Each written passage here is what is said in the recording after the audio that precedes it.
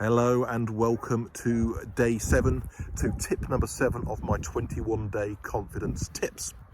And my tip today is all about the importance of creating time and space for yourself in your day. Because one of the things I hear most of all from my clients is that they feel overwhelmed. There's so much going on in their lives that they just never have time to stop and think. Don't have time to plan, don't have time to really think things through. It's always do.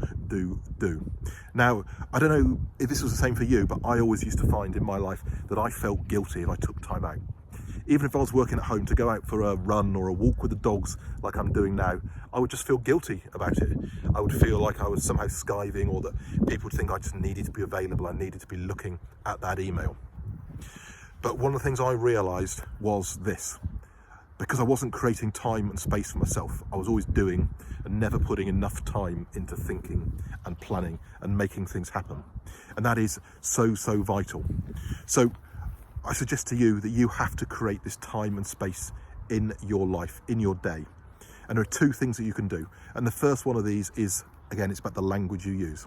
So don't think of this as escaping, taking a break, but reframe the language. Talk about it as investment in yourself. It's your investment time, investment in thinking, investment in clarity of thought, investment in energy. The second tip is to really create space in your diary for it. Put it in your diary. If it's in your diary, it's in your schedule. And as you know, if it becomes habit, it sticks, it stays with you. So create that time and space in your diary and combine those 2 tips.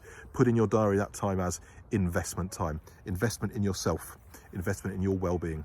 And I find the time I spend out in the fresh air, thinking, exercising, is actually great for me. It makes me more productive. I get my best ideas, my best thoughts, and I get stuff done. I can just see things so much more clearly.